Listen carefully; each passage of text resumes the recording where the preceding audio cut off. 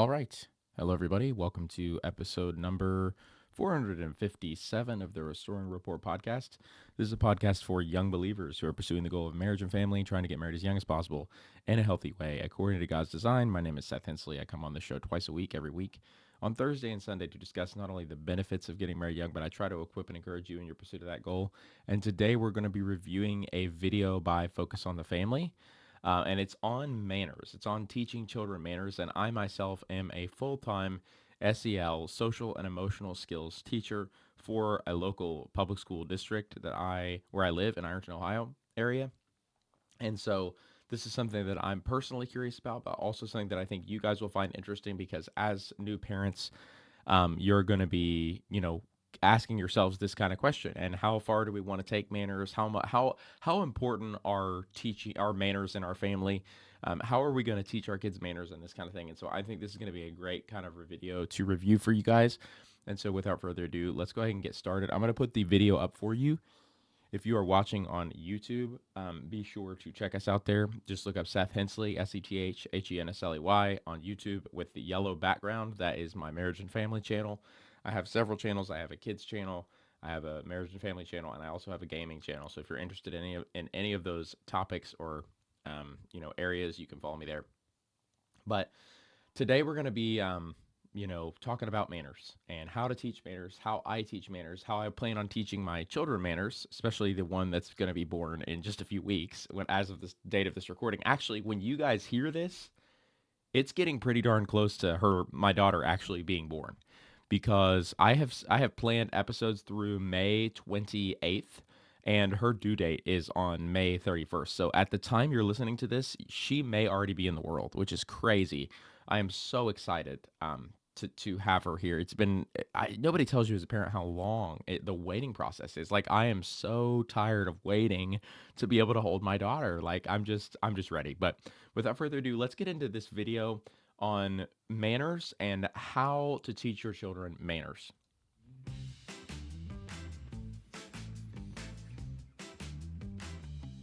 Well, hi and welcome to Practice Makes Parent, where we understand it's not about perfection, but about transformation. I'm Dr. Danny Huerta.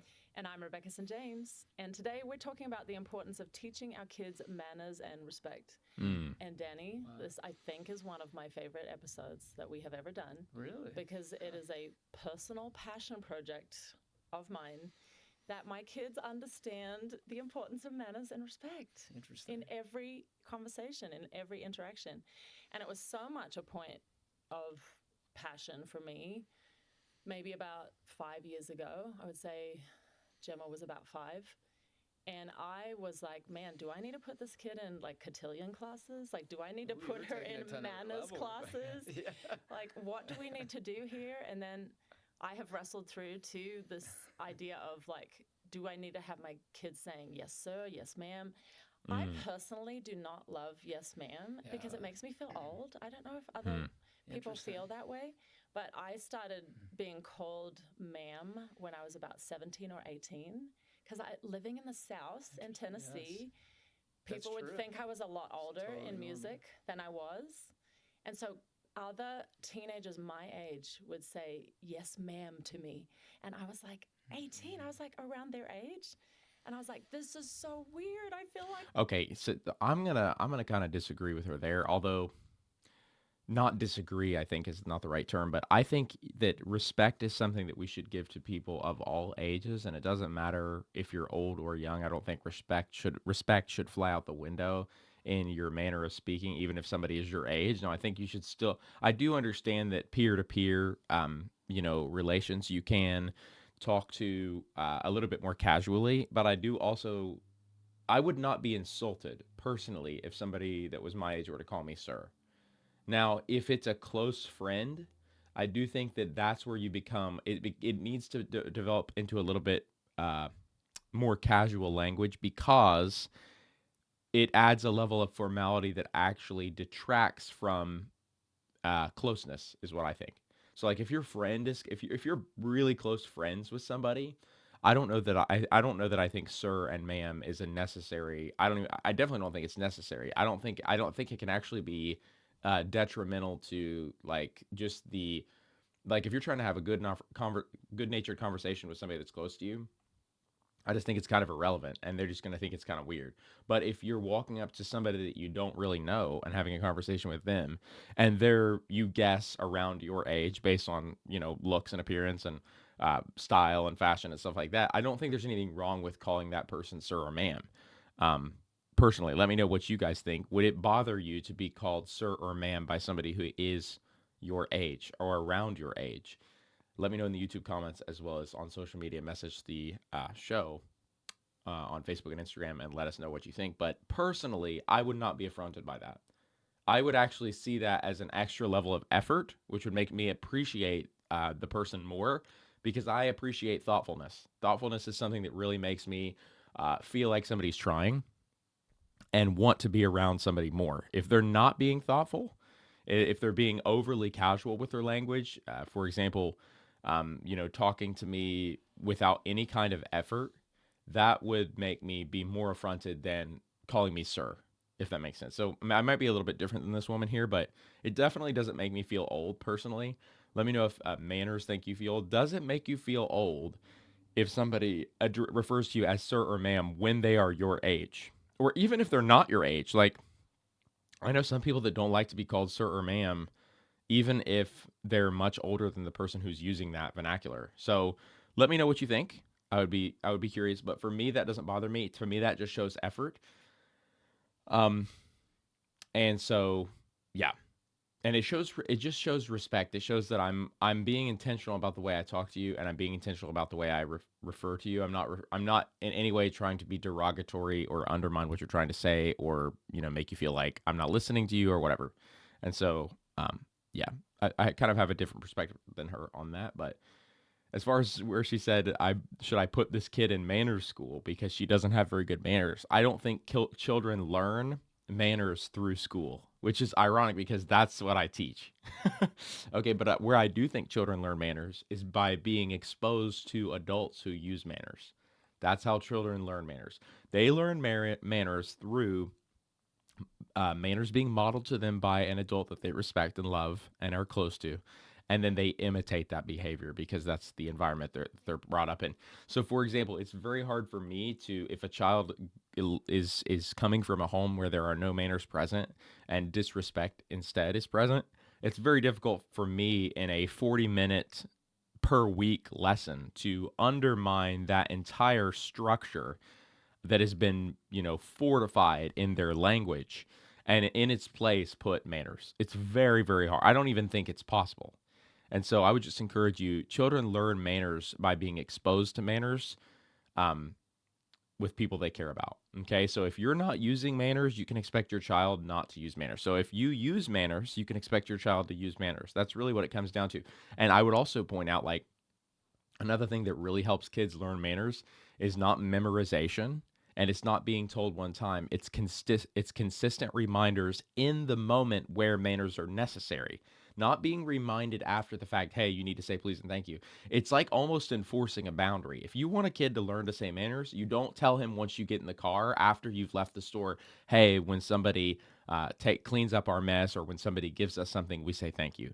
You don't tell them after the fact. That doesn't really do much because the moment for learning has passed. The critical moment for learning has passed. You teach manners by in the moment when someone is cleaning up a child's mess or doing something for the child or returning a child a drink or giving a child a piece of candy or something like that, anything, or holding the door for you. You learn in that moment to say, hey, let's say thank you to this person. That's how kids learn to use manners. You don't remind them after and then retain it, okay? And so I would encourage you guys, if your kid is struggling with learning manners, and I know a lot of people do this, and even I have done this, and I found it doesn't work. Reminding children after the fact, after the time when manners are necessary, does not do much. They don't retain that information. But if you consistently enforce boundaries in the moments when manners are demanded and needed, then that's when they begin to, do those manners without even being asked. So let's say the first time that somebody holds the door open for your child, you say, hey, we say thank you to people who hold the doors. Can you say thank you? The kid says thank you. Okay. The next time you do that, the next time somebody holds the door open for your child, you need to remind them again, hey, when people hold open the doors for us, we say thank you. Can you say thank you? The kid says thank you. Next time, they might remember to do it by themselves because they know your boundary enforcement is coming. They know you're going to say that to them. Okay. And so I would encourage you just enforce manners in the moment and not after the fact.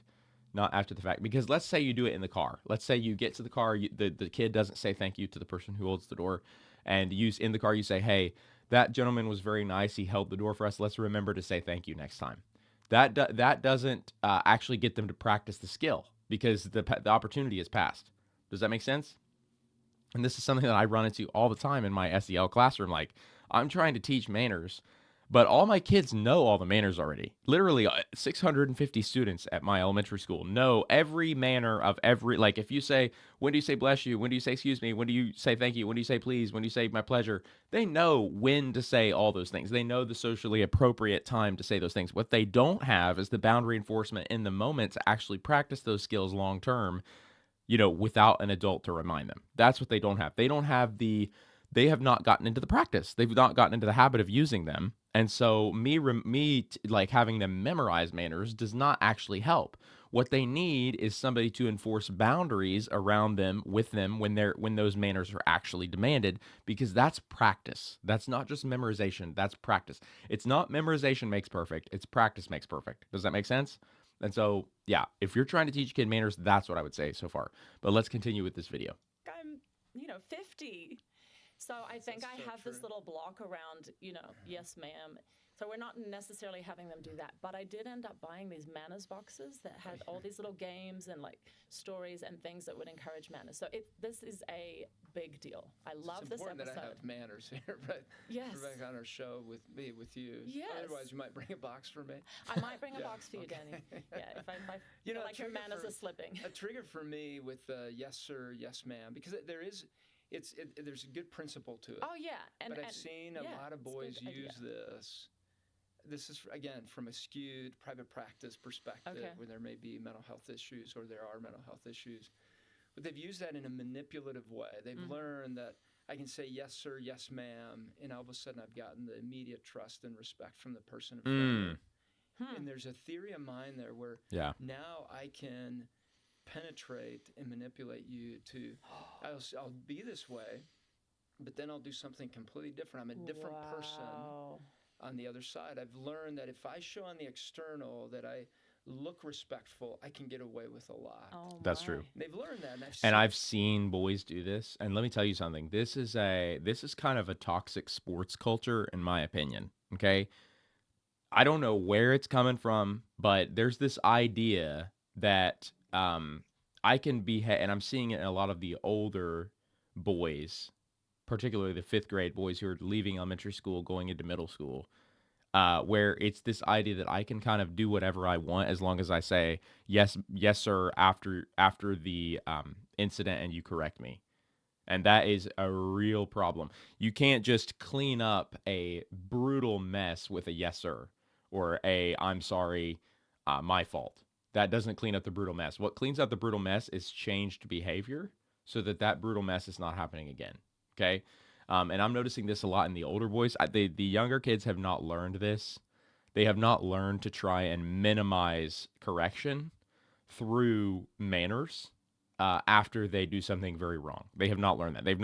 They don't know adult nature that well. And I think what the boys have found, the older boys, they've found that I can do whatever I want, and then there's going to be like the adults are going to get onto me. They're going to get onto me, but I can minimize the amount of correction I receive from them by responding in the respectful and appropriate way. In other words, I'm trying to keep the consequence off of my behavior, off of myself, by using manners, which is, like he says, that's very manipulative. And it's also not fixing the problem. That's not the behavior is going to keep happening if that is being done. Does that make sense? Like you're not gonna, let's say a boy is like shoving girls that are smaller than him, and they don't like it, clearly and obviously, and he just keeps doing it because either he's around, and I'm not against rough and tumble play. I actually think boys are gross motor learners, and that they do need to wrestle and be outside and do a lot of huge physical movement in order to develop as healthy men. I'm not saying they shouldn't do that. What I'm saying is, You do need to learn as a man the importance of looking after people smaller than you, taking care of your neighbor, because that's what Jesus taught. Okay. And so if we want to make young men who are like Jesus, we do need to make sure that we're loving our neighbor as ourself, okay? Looking after the next guy, laying our life down for our friend and not getting what we want instead of what they want. Just basically treat other people the way you want to be treated. Follow the golden rule. If we're going to raise kids like that, then that behavior is not good. A guy pushing a girl and hurting her all the time is not good. Especially even if he doesn't mean to. It doesn't mean that he's just, running around. He's doing exactly what he should be doing, and that's gross motor activity, but he's doing it in the wrong way. He's undisciplined. He's untrained in that activity. So a better approach would be to say, hey, gross motor activity is great. We don't push girls. Okay. They don't like that. That's breaking the golden rule. That's being disrespectful. And that's being dishonoring towards our fellow man. Okay, that's how it should be approached. And it's not like an attack on movement. It's not like I'm saying, hey, I don't want you doing cartwheels, and I don't want you ever wrestling, and there should be no physical contact ever between you and another person. That's not what I'm saying. You teach boys. What I'm saying is you teach them to be respectful. Hey, look at the impact that your behavior just had on that person. Do you think that's a positive impact or no, based on his or her face? You clearly know the answer. It's not a positive impact. She didn't like that. So now your next step is to clean up your mess and take responsibility and apologize. But if that's not happening, that's the problem. Okay. And if you're trying to minimize the consequence of your action using manners, then your behavior is going to stay the same. The pattern of behavior is still going to be I push girls when it's convenient. Okay. And so, yeah. I have seen that in public school. Dr. Daney is 100% right here. I have witnessed that firsthand from around 10-year-old boys, 10, 11, 12 even. Okay. And so that's something we need to be aware of. Seen that over and over again. And so whenever a young man comes to me and says, yes, sir, I look at them with caution. And I really want to see evidence of behaviors outside of that moment that tell me that they do have that intent, and it's not a manipulative intent. It's interesting. It's maybe because let me tell you, the consequence for boys that do this, you're like, well, what if it works for them? Then it's working for them, but it's not working for them. And guess what? Because guess what? If they're using yes sir, I'm so sorry, my fault, taking responsibility after they make a mess, and then they go and make that same mess again, guess who's not going to be trusted? The boys. Okay, you know what I'm saying? If they're making messes over and over and over and apologizing in the right way and taking responsibility and saying my fault and trying to fix the problem in the right way, but then they turn around and they do that same thing again, they push that girl again, they hit that kid again, they lose that important item that they were supposed to be responsible for again, they don't show up and do their chores the way they were supposed to, then guess what? What they're saying is, what they're doing is they're being hypocrites. They're saying, I promise it's the boy who cried wolf. Nobody's going to trust them to do what they say they will do. Nobody's going to take their word to mean anything. Nobody's going to give them any trust, any reward, any good thing, because their word now means nothing, because they keep saying one thing and doing another. Okay. And that's the problem with this kind of behavior. You can't just make a mess and say, I'm sorry, take responsibility, clean up your mess, say my fault, let me fix it, all that stuff. It doesn't work unless you accompany that with changed behavior. Because if you keep doing the terrible behavior over and over and over, and you're not cleaning up your mess, then people aren't going to trust you. Because here you are saying, I'm sorry, and you're doing the same thing again 5 minutes later. Okay, so you're not sorry. You're using I'm sorry to minimize consequences for yourself, instead of using I'm sorry as a moment to wake up and realize I'm hurting other people and I need to stop. Okay. And I'm not picking on the boys here. That's not my motive. This happens with all kinds of behavior. Hypocrisy can happen with all kinds of behavior. And your words and your actions need to be completely aligned and completely the same. And so, yeah, and again, kids learn this through modeling. So if they're doing this, they've seen this modeled to them by someone else. So, and that's where I don't know where it's coming from. I don't know if it's a sports thing. I don't know if it's a school thing. I don't know if it's a home thing. I don't know what it is. I'm not diagnosing. Earlier I did think I tried to diagnose a little bit, but that's just a theory. I actually don't know. I actually don't know where the kids are seeing this, but I have noticed this in, like I said, 9, 10, 11-year-old boys in my school. And so I would just encourage you guys, make sure your kids are not seeing you do this. Make sure they're not seeing you say I'm sorry for something and do that same thing 5 minutes later. And then use I'm sorry again to minimize the consequences on yourself for the behavior that you just did. please make sure that your boys are not seeing you do that, because they're going into school and they're doing that, and it's damaging their ability to be trusted, because they do something, they say I'm sorry, they take responsibility, and everybody goes, yeah, right, you've done that a million times before. I don't believe you, and therefore I'm going to distance myself from you. I'm not going to be around you. I'm not going to give you anything good, because in fact I'm going to create boundaries to protect myself from you, because your sorry means literally nothing, because you keep doing the thing that you said you wouldn't do. That's the problem. Okay.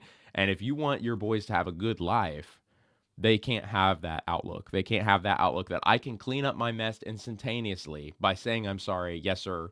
I will do better next time. It was my fault. Okay. They can't clean up the mess instantly. There's still consequences, even if you say the right things and you do the right things after your mess. Okay. So make sure your kids aren't seeing you do that, because they're coming into school and doing that. One thing. We both have a My little own thing I need to trauma work around through, yes right, sir and that's yes right. ma'am, it sounds Yeah, like. yeah, and But they're good. I mean, they're- essentially, these are good things. It And is. if parents choose to encourage that within their home, this is a beautiful thing. But I think what you're saying, what I hear you saying, is it's more important about what's going on in the heart, Heart. and the true character and the true sign of respect. And our Yes. guest would say that too, I'm sure. And growing up in Mexico, especially with our family and with where we were at, there was a huge importance in this. And this is something I've had to work throughout my life into adulthood. We had to present a certain type of manners. I had in my family, I had two generals in the Wow. Mexican military, and then I had a senator as well Wow, Danny. on the Mexican side, right? And Yeah. within the past of our family, and so we got to interact with.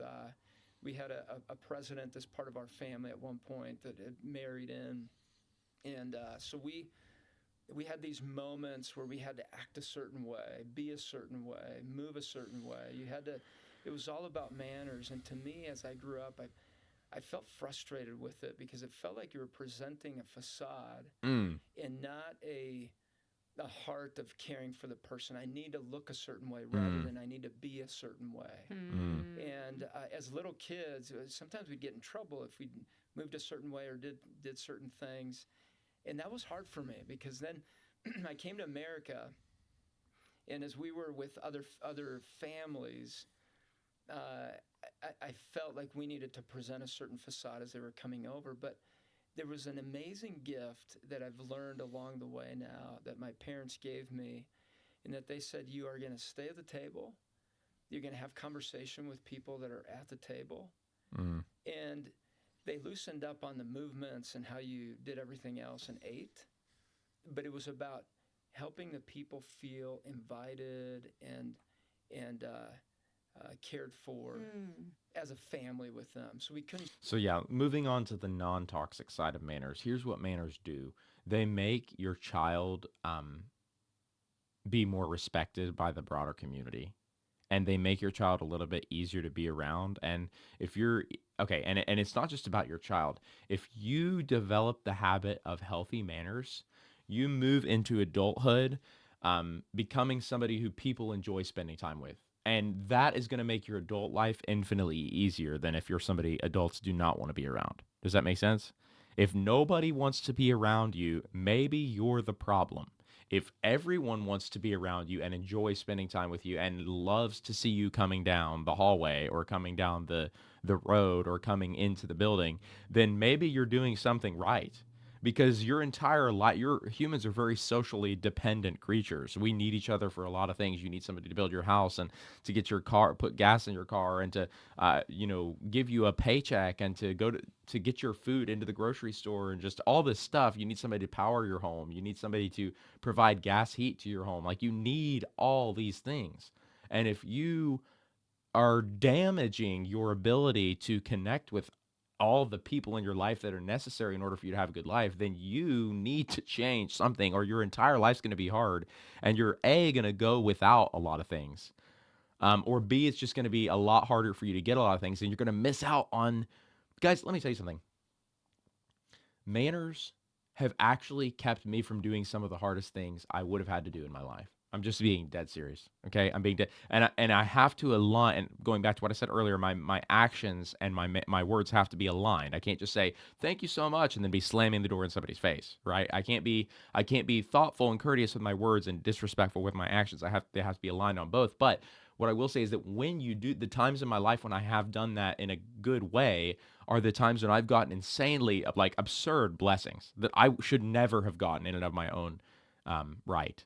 Like I walked into, let me just give you an example. I got to college and I was taking a math class, and I was a freshman in college. Okay. I had never, in fact, I was a homeschool freshman, which means I had never been into a public school institution of any kind in my life. Now I'd taken online classes and stuff like that, and I'd been around a lot of people, so I wasn't unsocialized, but I had never been in the traditional academic setting where you have a teacher up front and a lot of kids sitting in the room just listening to something. Okay. So I had never done that. So I went into college and I was trying to I was raised by my parents to believe exactly what I'm telling you now. Okay? And that is that effort and manners make your life easier in the long run.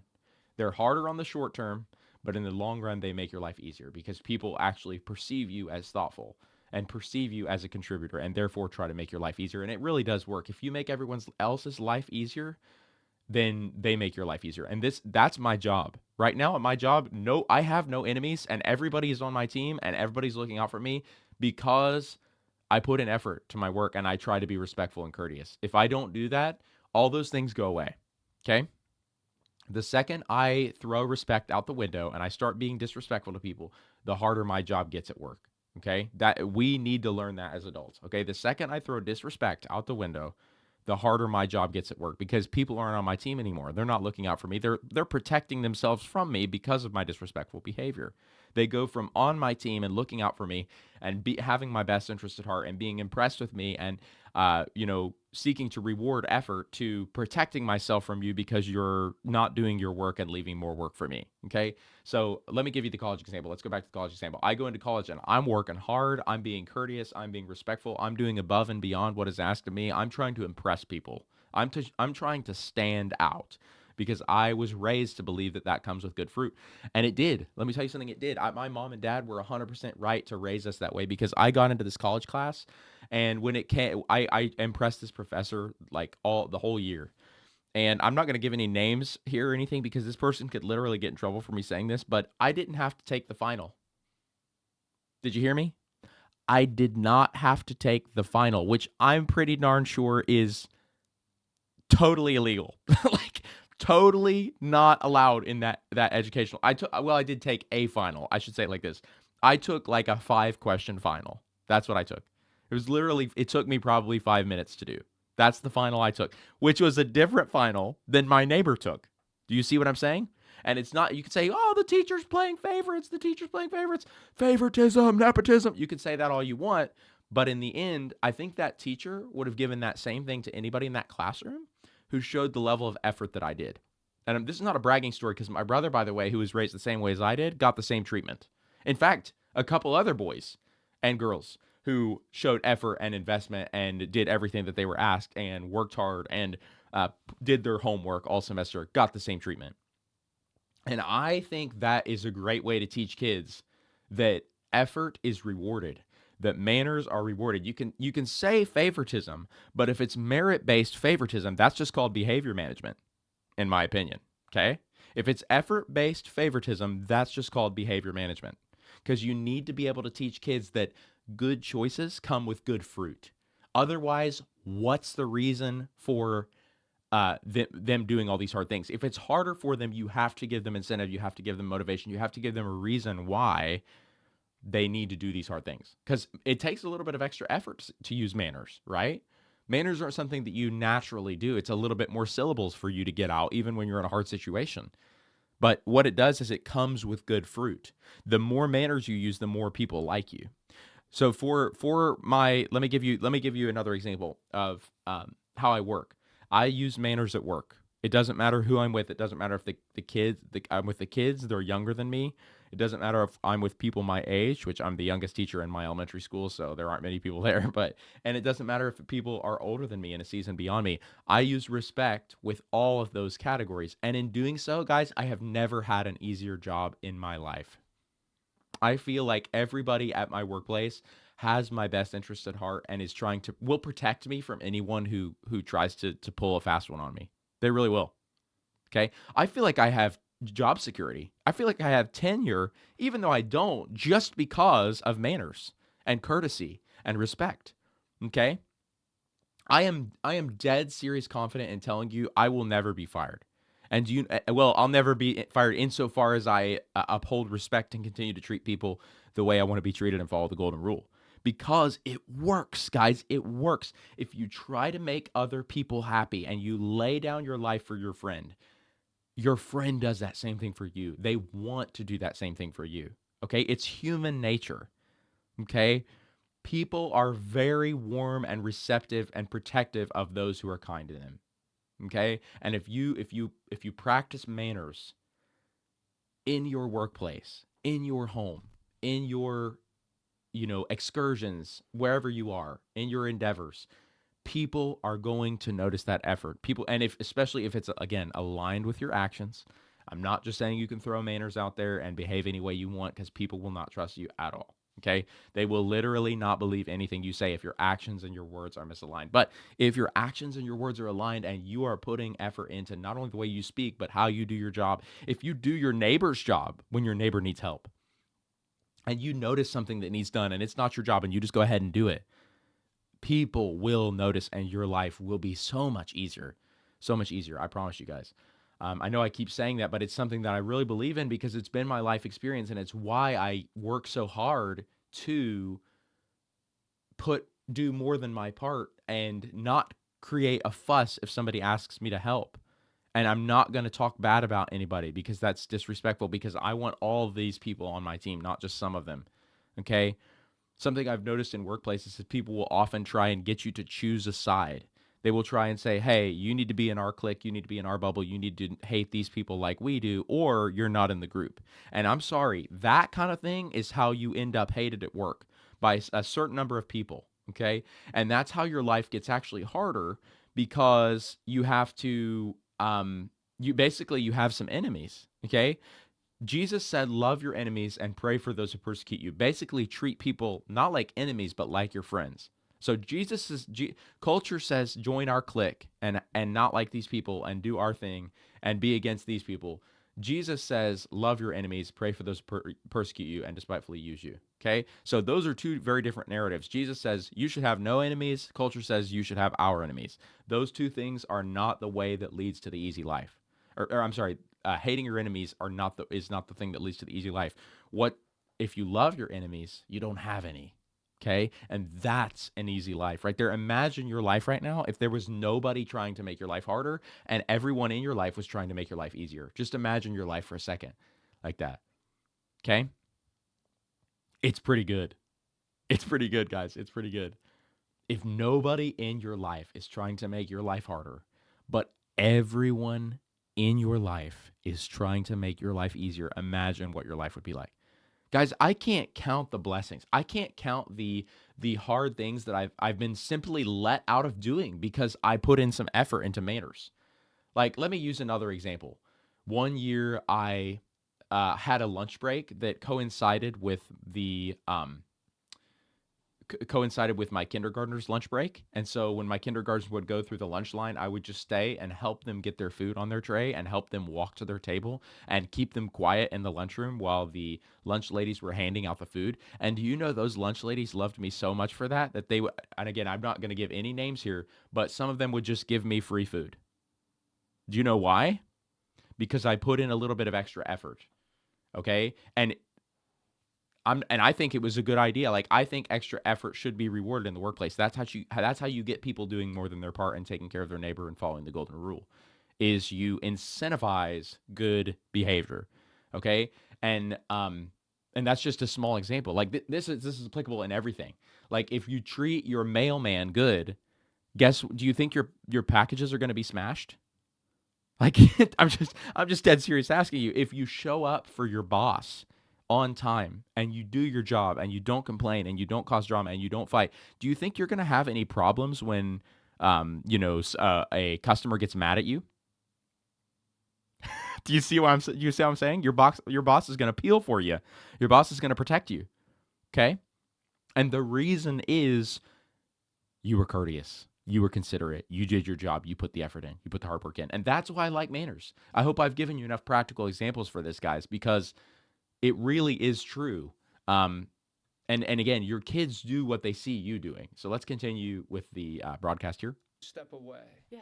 And especially That at the helped table. me. Yes, and that helped me in training to become a counselor Wow. because I learned how to ask questions. Of course. I learned interaction of conversation, even though sometimes I didn't. It was absolutely boring. Didn't want to be there. But then it caused me to become creative and say, well, if I'm going to be here, might as well ask questions and get to know people. That's so This has cool. been a gift from my parents. And so with my kids, I've seen it, manners and respect as a way of practicing self-control. Yeah. Mm. And character. Learning how to control self to develop character. You're totally right, Rebecca. I mean, it really is a way to help our kids learn how to manage who they are, their emotions, their impulses, all that, in order to show that the person in front of them is important to them, Yeah. not to gain something from them. Yes. Yes, and 100%. Just to remind, I agree with everything they said there, but also to remind you, how do kids learn manners?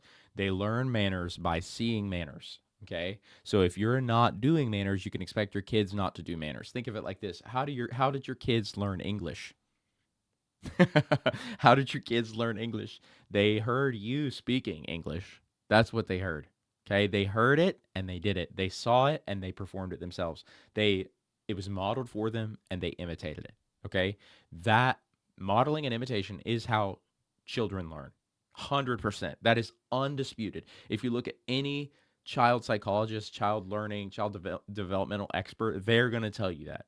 Okay, children learn through modeling and imitation. They learn through behavior being modeled for them, and they pick up on that behavior and they recreate that in their own lives. Okay, that's how children learn.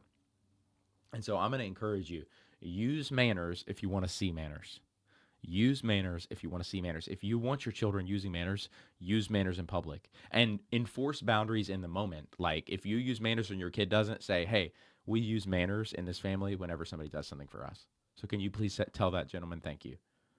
Okay, that's all you got to do. It's got to be in the moment, though, because again, if you don't have them practice it, they're missing out on the imitation aspect. They're only doing the modeling, which I think would work over time, assuming you're actually having a good relationship with your child and maintaining that connection. But I think it would go quicker if you actually had them practice the skills in the moment. Okay, instead of just trying to remember to practice those skills in the future, have them practice them in the moment so that they remember them in the future. It's just like muscle memory. Like the more you do it, the more it's going to happen, you know? It's contributing to their experience rather than trying to get something from them. And so it's essential that we begin to teach our kids from an early age this idea of manners and respect and the why behind that. And it's so much more than just teaching them the right things to be doing, this set of rules. And it's really about cultivating a Christ-like attitude towards other people and loving them unconditionally. And if you'd like further information on this topic, focus on the family. We've developed an amazing resource for you. I've mentioned it other times on the show, and if you haven't signed up for it, make sure you do. It's mykidsage.com, and the link will be in the show notes. Make sure you check that out, and you'll receive content specific to the ages of your kids on a weekly basis, but then this annual one is amazing. And okay, I'm not trying to undersell what he's trying to sell here, but I am trying to tell you again, you don't teach children manners through curriculum. You don't teach children manners through fun activities or memorization. And let me tell you, I'm not saying those things are bad because I do all those things in my room. That's just what we do in my room to try and create a culture of respect and manners and having fun around those things. But the way kids learn manners, let me just say it this way. Kids have learned more from me as far as manners goes, seeing me use manners, than they have through any activity I've done in my room about manners. Okay? Every single week when my kids come in, we go through the manners. I say, what do you say if I give you something? They say, thank you. I say, what do you say if I'm in your way? They say, excuse me. I say, what do you say if I sneeze? They say, bless you. We go through everything. Okay. They know the answer, but that does not mean they practice the answer. Okay. They practice the answer when they see me practicing what I preach, basically. Okay. And let me tell you another thing that I talked a lot about, the modeling and imitation way to teach children manners. Let me tell you another thing. The other thing is exactly what people do with me when I'm respectful at work. They make my life easier. That's what you need to be doing for your children too, in my opinion. Let me know what you think through the YouTube comments, if you agree here or disagree here, or through the Facebook and Instagram Restoring Rapport page. You can message us there. But I think that when you see your children using manners, there needs to be a visceral and tangible reward that they care about. Okay, because that also adds incentive. Okay, so I noticed something. It was actually, I can't take full credit for this idea. There's a woman I work with named Miss Caitlin. She's an actual genius at what she does, but she recommended this idea called the Hall of Fame, which is like this way of calling out good behavior that is seen.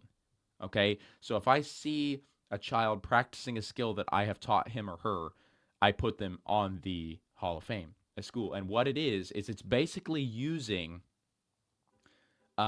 attention as incentive to use manners and be courteous and respectful, because I am bragging about these people to the entire school, all of their friends, all of their teachers that see the good things that they did. I'm telling everyone about the good things that they did, and showing their picture and talking about and I give their name, and I say the good behavior that I saw them do.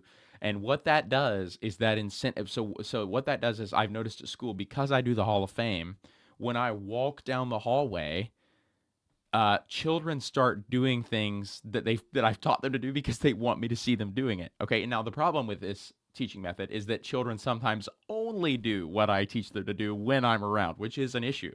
Okay. I'm not saying that, like, I don't only want them doing it when I'm around, but it does help them. It is incentive for them to actually do something that I've taught them to do, because it gives them a reward. Me basically calling that kids love attention. I know this because I'm around them all the time. They love it when you talk about them in a unique sense, not just in a broad, vague, general sense, but in a unique sense. When you call them out by name and talk about something good they did, they love that. Okay. Hey, if you look at a kid and you say, oh my gosh, I appreciate how you did that so much. I saw what you did. I noticed that effort that you put in, and now I'm going to call it out in front of the world, and I'm going to tell them how good you are. They love that, man. Kids are so used to being browbeaten about, you shouldn't do this, you shouldn't do that, you shouldn't do this, you shouldn't do that. If you actually call out good behavior on a kid, my gosh, you just make their entire week. And you can bet folding money, that they will recreate that behavior in the future to try and get that attention again. Kids are attention seekers, man. They will do anything to get attention. And so if you teach them, hey, I don't give attention for just anything. I give you attention and recognition and acknowledgement and appreciation when you actually do good things that help the world around you. Man, that's a good parenting strategy right there. Because, hey, you have created a monster of a machine that will just go around people pleasing. And I'm not saying people pleasing is great, because of course it has its problems. You can't teach children to do whatever people want to make them happy, even if it's morally wrong. That's the problem. You have to say, you should be trying to make people happy insofar as you're not doing anything morally reprehensible. That's what children need to understand. I violate no moral laws. I do God's will. I do the will of my Father no matter what. But insofar as I'm doing that, I'm also trying to make my neighbor happy. The Bible says it like this: make every effort to live at peace with all men and to be holy. Without holiness, no one can please God. Okay, so you're doing both those things. You're living holy. Without holiness, no one can please God, but you're also living at peace with your neighbor. Okay, so hey, man, get along, dude, get along. And I'm not saying you get along with evil. I'm not saying that at all, because again, we're to be holy. Okay, we're to be bastions of righteousness, but we're not to go around basically looking after ourselves and doing nothing for our neighbor. That's not the gospel. The mission of the gospel is to take care of your neighbor. Okay, that's the gospel. And so I'm encouraging you, teach your children that. Again, how do you teach your children that? By showing them the behavior yourself. So take care of people around you. When your kids see that you doing that, they will adopt that behavior. Also, call out good behavior that you see your kid doing. If you see your kid doing a lot of good behavior, man, call it out. Call it out. Give it attention, because kids get so much attention for bad behavior, but they don't get enough attention for good behavior. So incentivize good behavior, incentivize manners, incentivize courtesy by giving attention to the right thing. Kids get so much attention for doing the wrong thing. Everybody looks at them and yells. Everybody looks at him and says, "You can't do that." Everybody gets rightfully upset because they've done something wrong. But what you need to do is you need to be the guy that stands out. And when you see them doing something good, that's when you need to jump in and give them attention, because that will motivate, man. That will motivate. On most kids, that will motivate. And so I would just encourage you guys today, do this and let me know if you see fruit in your life. This is something that I've learned, again, as an SEL teacher. I've taught over probably around 1,000. But actually way over 1,000. I've taught probably around 2,000 kids in my academic career so far. And these are patterns that I've noticed. So if you notice these in your own children, or you notice these in, maybe you're a fellow teacher, or maybe you're just a young believer who I'm targeting this podcast for, who is going to get married and have kids one day, and you've seen this pattern maybe in anybody, young cousins or anything like that, let me know what you think of this. If you think this works, through the YouTube comments. Or the Restoring Rapport Facebook and Instagram page. Would love to hear from you there. Thank you guys so much for listening today. God bless you guys, and I will talk to you all next time.